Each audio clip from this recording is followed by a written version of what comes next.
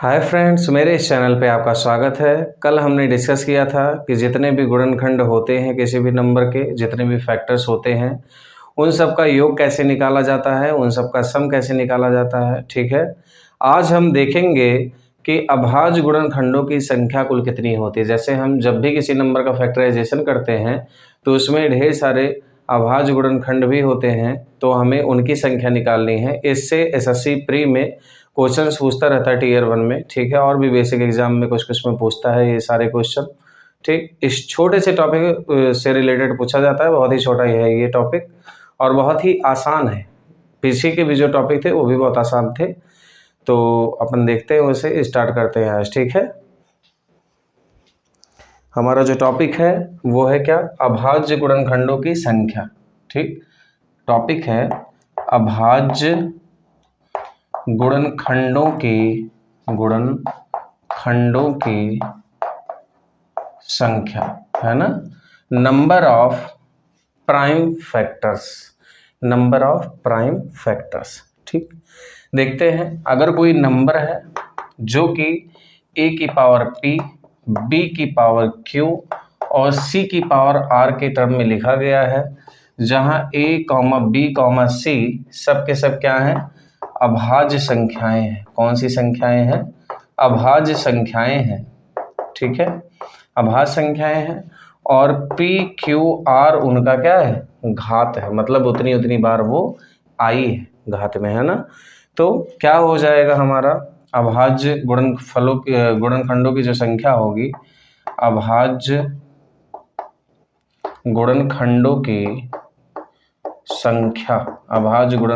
की संख्या का जो फार्मूला होता है बेटा, वो होता है p plus Q plus R. ठीक है, मतलब जितना भी पावर आता जाएगा उन सबको हम क्या करते जाएंगे, ऐड करते जाएंगे। बहुत ही आसान है। अब तक जो भी मैंने चीज़ें डिस्कस की हैं उनमें सबसे आसान यही है। बहुत बेहतरीन तरीके से आ सकता है। जैसे एक छोटा सा एग्जाम्पल मैं कोई लेता हूँ, जैसे देखिए, जैसे मान लीजिए मैंने ले लिया क्या, 50 ले लिया। ठीक है, अब 50 का जब हम प्राइम फैक्टराइजेशन करेंगे तो 2 से जाएगा 25 बार, फिर 5 से जाएगा 5 बार, फिर 5 से जाएगा 1 बार। तो हम 50 को क्या लिख सकते हैं, यहाँ से 50 को हम लिख सकते हैं 2 की घाते 1 गुणे 5 की घाते 2, पंचम 25 दूनी 50, इतना आ गया। अब अगर हमें निकालना है कि इसमें अभाज्य गुणनखंडों की कितनी संख्या है, तो हम सीधे सीधे क्या लिख देंगे, 1 धन 2, 1 प्लस 2, तो ये हमारा आ जाएगा कितना, 3। मतलब कि एक तो 2 है और 2 बार हमारा 5 है। ठीक है, टोटल 3 गुणनखंड है अभाज्य जो कि 50 को डिवाइड कर रहे हैं। ठीक है, ऐसे हैं, कहने का मतलब फैक्टर्स में वो आएंगे, है ना, टोटल अभाज्य गुणनखंडों की संख्या। तो ऐसे 2 बार 5 आया है, 1 बार 2 आया है, तो ये 3 के तीनों से क्या कर देंगे, डिवाइड कर देंगे। ऐसे ही हम और कोई क्वेश्चन देखते हैं आराम से। जनरली जिस टाइप का क्वेश्चन आता है हम उस प्रकार का क्वेश्चन देखेंगे अभी तुरंत। ठीक, बहुत आसानी से करेंगे उसे। जैसे एक मैंने बहुत अच्छा क्वेश्चन सिलेक्ट किया है, वो क्या है, देखिए 2 की पावर 3 है। अब क्वेश्चंस मैं अपने मन से भी करवा सकता हूँ, लेकिन मैं चाह रहा हूँ कि क्वेश्चन वही करवाऊँ जो एग्जाम में आया हुआ है। ठीक है, 21 की पावर 4, 10 की पावर 8 ये है। तो इसमें हमें अभाज्य गुणनखंडों की संख्या बतानी है। ठीक है, क्या करेंगे हम, सबसे पहले यहाँ पे 21 और जो 10 है इसे प्राइम फैक्टर्स के रूप में लिख लिया जाता है। यहाँ पे कितना हो जाएगा, 2 की पावर 3, यहाँ पे हो जाएगा 5 की पावर 7, इसे लिख सकते हैं हम कितना, 7 त्रिक 21 या 3 गुणे 7 की पावर लिख दो 4, और यहाँ ये हो गया 2 गुणे 5 की पावर 8। ठीक है, 5 दूनी 10 होता है, इसलिए ऐसा लिख दिया मैंने। ये हो गया 2 की घाते 3, ये हो गया 5 की घाते 7, ये हो गया 3 की घाते 4 और 7 की घाते 4, ये हो गया 2 की घाते 8 और 5 की घाते 8। ये मैंने अलग अलग कैसे करके लिख दिया, ऐसे होता है। देखो फार्मूला है a इंटू बी की पावर अगर m है तो इसे लिख सकते हैं हम a की पावर m इंटू बी की पावर m। ठीक है, ऐसे लिखा जा सकता है इसे।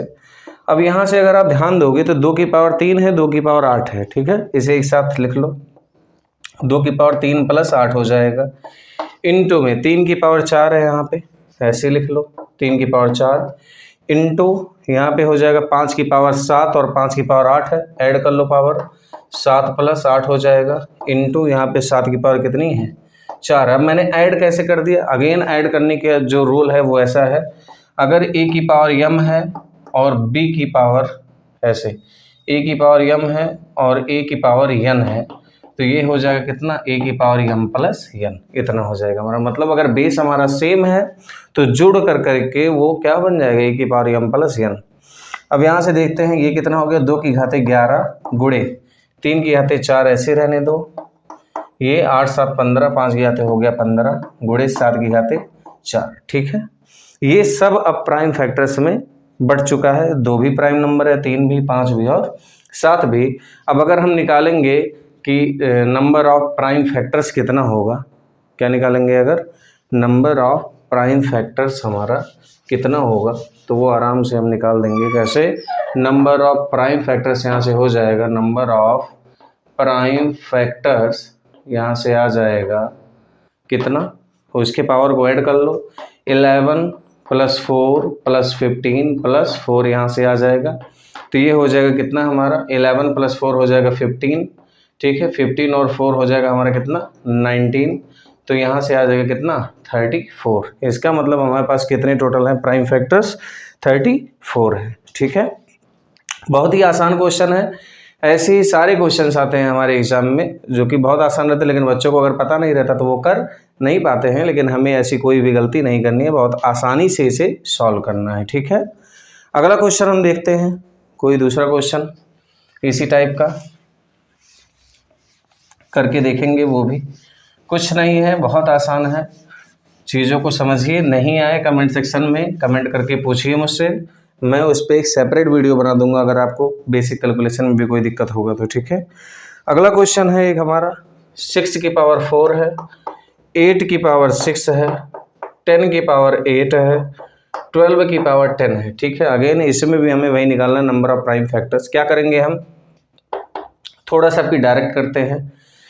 6 की पावर 4, 6 को क्या लिख सकता हूँ, 2 गुणे 3 मतलब 2 3 6, 2 × 3, तो ये हो जाएगा 2 की पावर 4 और 3 की पावर 4। ऐसे ही 8 है, 8 को लिख सकता हूँ 2 की पावर 3, क्या लिख सकता हूँ, 2 की पावर 3, तो 3 को 6 से जब मल्टीप्लाई करूँगा 6 3 हो जाएगा कितना, 18, तो आ जाएगा 2 की पावर 18। यहाँ 10 की पावर 8 है, 10 को मैं लिख सकता हूँ 2 गुणे 5 मतलब 2 पंचे 10, तो हो जाएगा 2 की घाते 8 गुणे 5 की घाते 8। यहाँ पे 12 को लिखा जा सकता है 4 3 12, अब 4 में 2 की घाते 2 है, तो 2 की घाते 10 अगर हो जाएगा तो आ जाएगा 2 की घाते 20 गुणे यहाँ पे 3 की घाते हो जाएगा कितना, 10। ठीक है, आप करके देखना, अलग से हो जाएगा बहुत आराम से। 2 की घाते 4 है यहाँ पे, यहाँ 18, यहाँ 8 और वहाँ 20, 4 18 8 और 20। ऐसे ही 3 की घात हमारी कितनी है, 3 की घात है 4 + 10, 5 की घात हमारी कितनी है, 5 की घात है 8। ठीक है, तो यहाँ से 8 4 12 हुआ 22, 22 और 8 30, 30 20 हो गया 50, यहाँ से गुणे 3 की घात 10 और 4 हो जाएगा हमारा कितना, 14, और 5 की घात हो जाएगा हमारा 8। फिर से हम नंबर ऑफ प्राइम फैक्टराइजेशन यहाँ से अगर हम लिखेंगे, number of prime factors, factorization मैंने गलती से बोल दिया, I am really sorry, prime factors वो कितना हो जाएगा हमारा, यहाँ से हो जाएगा 50 + 14 + 8। ठीक है, तो आ जाएगा कितना, 72, ये आ गया हमारा। ठीक, ऐसे ही जितने भी क्वेश्चन होंगे उन सब में सेम काम यही करना है। अगर वो डायरेक्टली लिखा गया है प्राइम फैक्टर्स में तो कोई दिक्कत नहीं, सीधे पावर ऐड कर दो, और अगर नहीं लिखा गया है तो आपको सबसे पहले उसे प्राइम फैक्टर्स में कन्वर्ट करना है, उसके बाद पावर ऐड करना है। ठीक है, आई होप आपको ये अच्छा लगा हो। अगर अच्छा लगा ये छोटा सा कॉन्सेप्ट तो मेरे वीडियो को लाइक करें, चैनल को सब्सक्राइब करें और ढेर सारे लोगों के पास भेजकर मुझे ढेर सारा सपोर्ट करें, और अपने पढ़ाई पे विशेष ध्यान दें, क्योंकि सारी चीज़ें सेकेंडरी है, सबसे पहले आपका पढ़ाई है। ठीक, पढ़ाई अच्छे से किया करिए। Thank you.